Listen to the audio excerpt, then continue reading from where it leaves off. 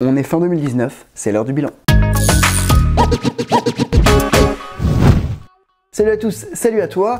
Il y a à peu près un an, je faisais une vidéo qui était mes objectifs cinéma audiovisuel de 2019. On est fin 2019, donc il est temps de voir si j'ai réussi ou échoué ces objectifs. Alors le premier projet, c'était ma web série dont j'avais déjà parlé, web série qui s'appelait, enfin à l'époque où j'en avais parlé sur la chaîne, c'était Love Connection. On a changé parce que Love Connection, c'est pas un nom top, ça veut tout et rien dire. Le nouveau nom, c'est Dating Game. Donc où j'en suis dans Dating Game, déjà revenons un petit peu à la jeunesse du projet, parce que ce projet, mine de rien, il commence à avoir un petit bout de temps, vu qu'il a commencé il y a à peu près un an et demi. Du coup, dès mi-2018, je me suis dit, mince, si je veux pas m'enfermer dans l'institutionnel, il est temps que je me donne les moyens. Donc j'ai écrit quelque chose, une fiction, j'ai mis un petit peu de temps. J'ai écrit une fiction qui est un 10x10, une web série, parce que je me suis dit que c'était plus simple que commencer directement par un long métrage. Alors oui, j'aurais pu refaire du court métrage, mais c'était, voilà, j'avais envie de faire un projet un petit peu plus ambitieux, donc je me suis dit le short programme, ça peut être quelque chose d'intéressant. Et donc j'ai écrit ce 10x10 qui est une comédie romantique, donc qui est légère et qui est même plus une comédie sur les sites de rencontres. Au moment de la vidéo de l'année dernière, donc fin 2019, je venais tout juste de finir la V1, les 10 épisodes, et je m'étais donné comme objectif d'avoir une stratégie de production. Donc l'idée c'était qu'en décembre 2019, à savoir maintenant, j'ai une stratégie de production pour ma série. Alors où est-ce qu'on en est? Une fois que j'ai fini d'écrire, en fait j'ai plutôt fini de l'écrire en janvier 2019, je l'ai envoyé à plein de personnes, à peu près une trentaine de personnes qui l'ont tous lu, et j'ai eu des retours qui étaient plutôt positifs sur les...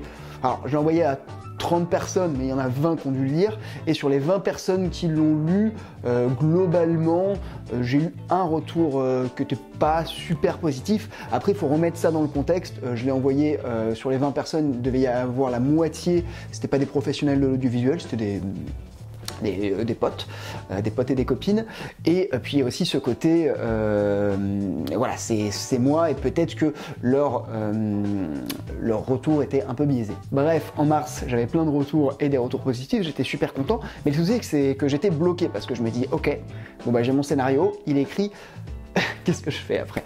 Et ce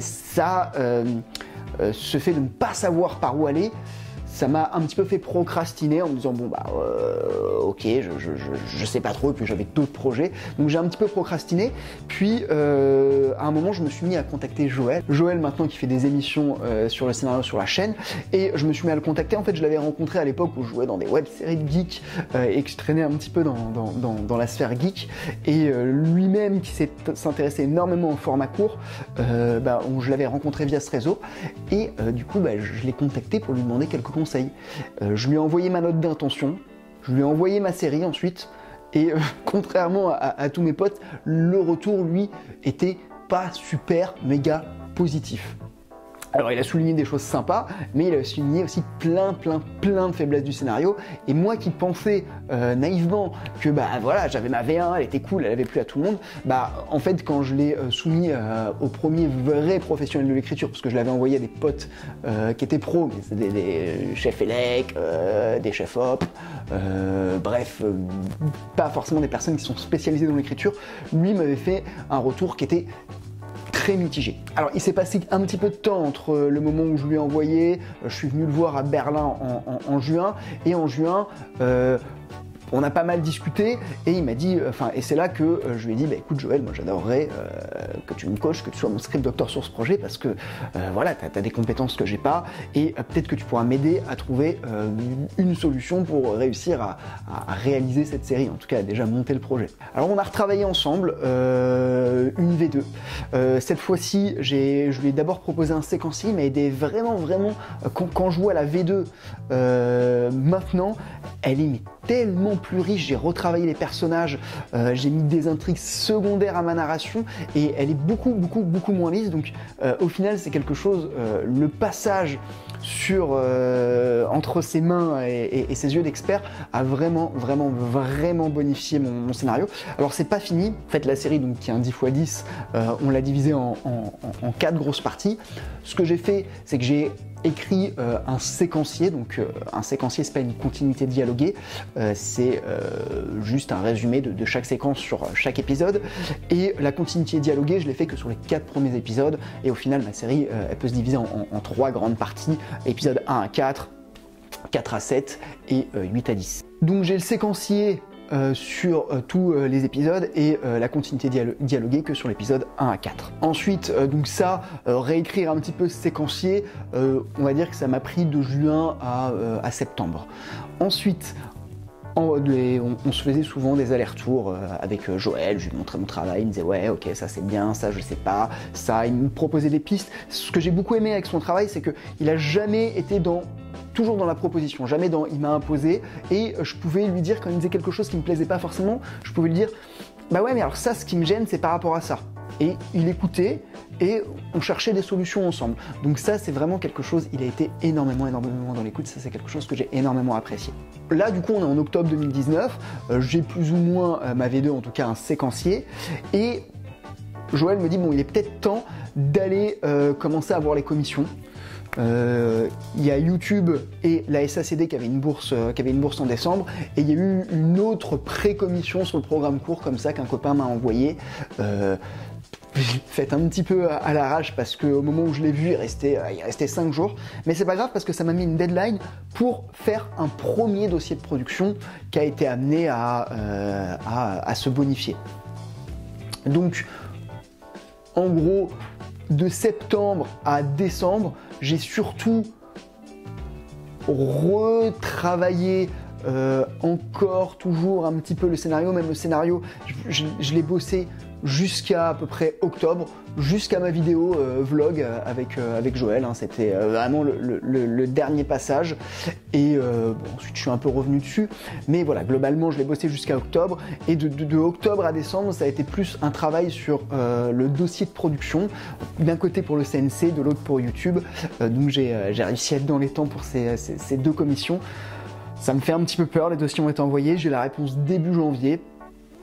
Voilà, ça me fait un petit peu peur, comme je vous l'ai dit, ce projet, c'est un projet qui me tient énormément à cœur, et je sais que c'est pas non plus quelque chose qui va être super facile à faire, et même qui va s'avérer peut-être être très compliqué.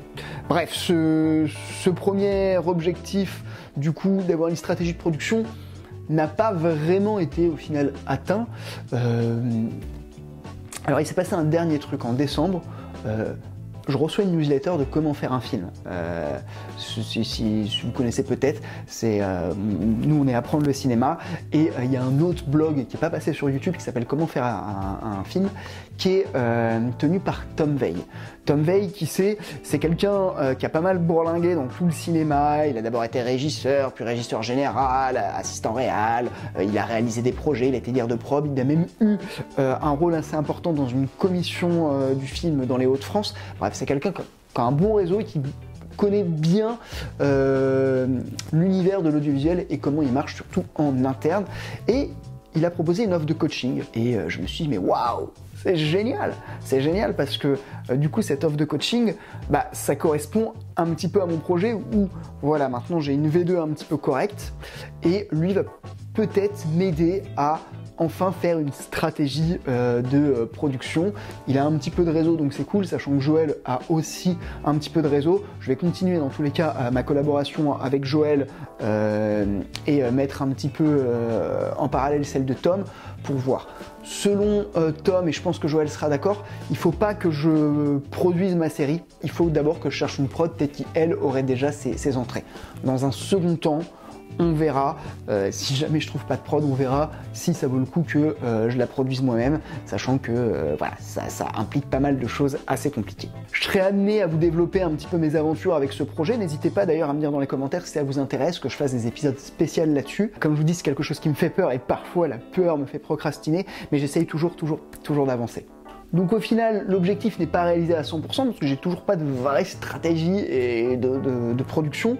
En revanche, j'ai plus d'éléments que l'année dernière, et j'ai, on va dire, sans être une stratégie de production, j'ai un plan d'action, chose qui n'était pas le cas l'année dernière. Donc on peut dire que j'ai un peu visé la lune et atteint les étoiles, même si je trouve toujours cette expression étrange parce que les étoiles sont plus loin que la lune, mais voilà, j'ai pas autant avancé que je le voudrais, mais j'ai quand même avancé et ça reste positif.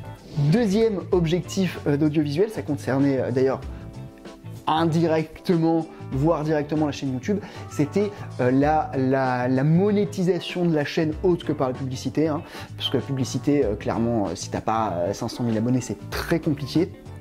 Là, à l'heure actuelle, je dois gagner 15 € par mois avec la publicité. C'était la monétisation sur le modèle freemium, c'est-à-dire proposer des formations en ligne pour ceux qui veulent aller plus loin dans la vidéo et dans l'audiovisuel. Parce qu'il faut savoir que la chaîne YouTube, le site, ça me coûte de l'argent, ça me coûte environ 500 € par mois. Pourquoi? Parce que je paye des gens pour monter les vidéos, enfin indirectement je prends du temps de mes salariés, le référencement, les miniatures, l'hébergement, il y a pas mal de choses et c'est un petit budget, ça me coûte à peu près 500 € par mois, donc on est loin de l'équilibre avec les 15 € que me rapporte la publicité. Et c'est con parce que moi c'est un truc que je kiffe faire ça, et beaucoup plus que ce que je fais à la boîte de la gestion de production de production institutionnelle.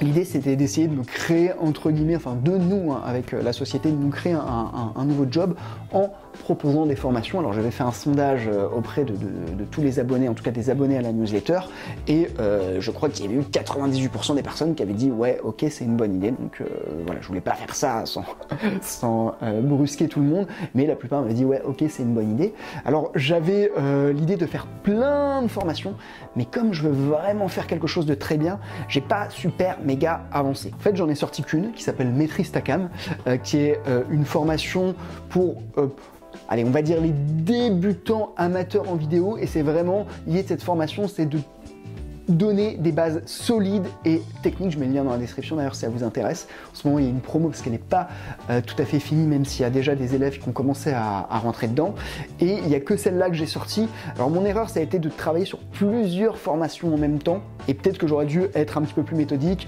formation A, formation B, formation C.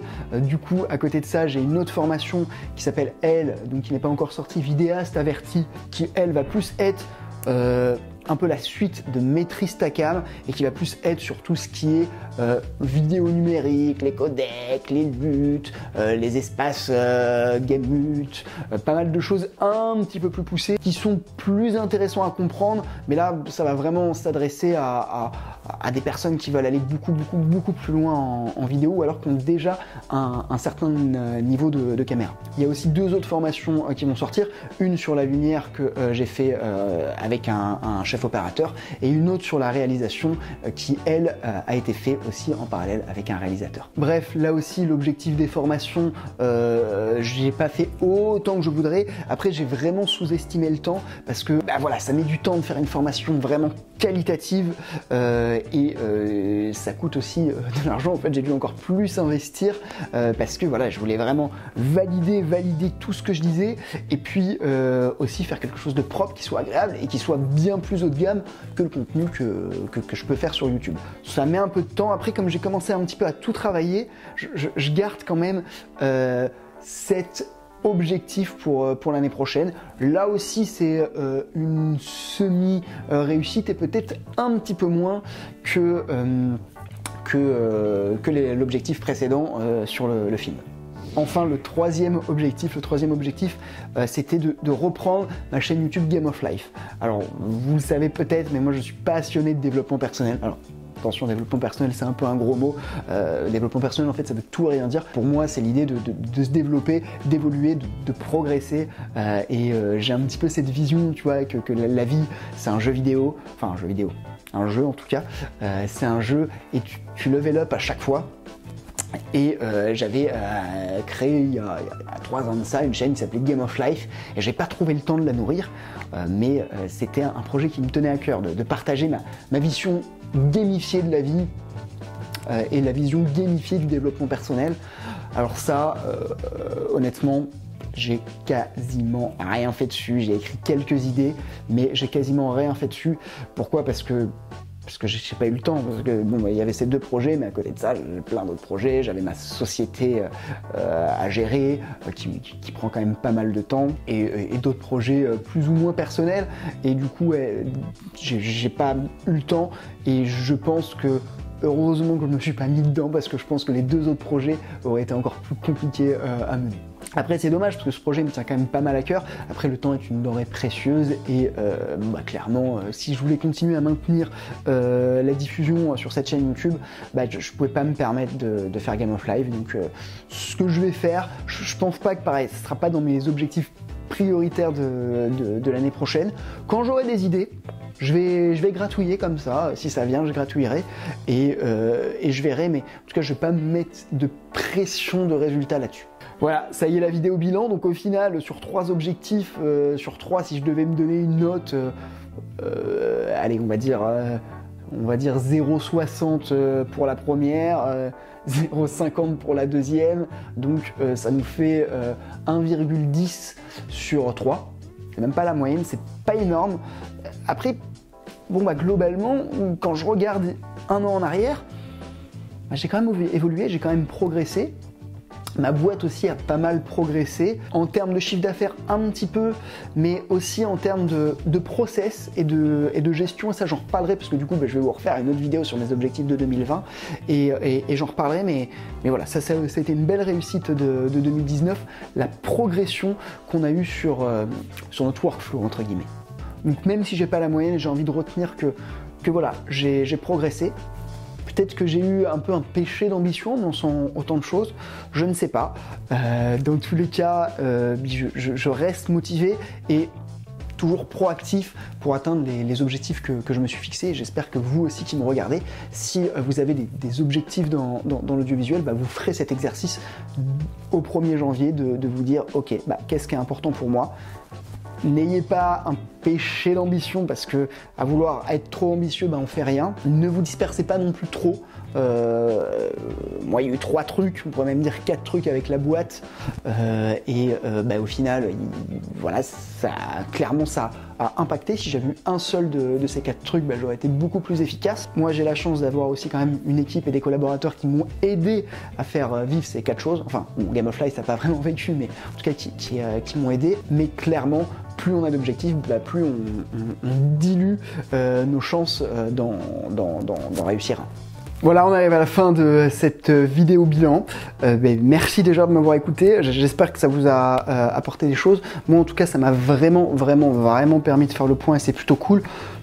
Même si sur le papier, j'ai pas eu une réussite incroyable, au final, j'ai quand même progressé. C'est peut-être ça qui est le plus important. Évidemment, plus on a d'objectifs, plus on dilue nos chances de réussir un objectif, ça paraît logique. Moi, j'ai la chance d'avoir des collaborateurs qui peuvent m'aider dans ces objectifs. Et d'ailleurs, je les remercie sincèrement, parce que sans eux et le travail qu'ils font sur la société, qui reste ce qui nous nourrit tous, je sais pas si j'aurais eu le temps de faire la chaîne YouTube, le temps de faire mon projet d'écriture et le temps de faire plein d'autres choses. Donc merci beaucoup à eux. Et nous, on se retrouve l'année prochaine, déjà pour la première vidéo qui sera mes objectifs audiovisuels et cinéma de 2020. Dans tous les cas, on va continuer à essayer de garder ce rythme de 1 vidéo par semaine. Avec Joël, on a pas mal de vidéos de réserve. Moi, de mon côté, je vais essayer de faire des choses nouvelles, peut-être un petit peu plus personnelles aussi, parce que bon, mine de rien, les sujets un peu classiques, je commence à avoir fait pas mal de tours. Bref, ça, j'en reparlerai dans ma vidéo les objectifs de 2020. On parlera notamment de l'avenir de la chaîne, mais pour moi, je vais continuer et avec vous, je l'espère. Merci en tout cas à vous tous. La chaîne est passée globalement de 10 à 20 000 abonnés, même si c'est plutôt de 11 à 21. Mais merci à tous ceux qui nous suivent, parce que il n'y a pas que moi derrière la chaîne, il y a aussi une équipe qui me soutient. Et en tout cas, on va continuer comme ça pour 2020. Je vous dis à très bientôt et à la prochaine décennie du coup. Ciao!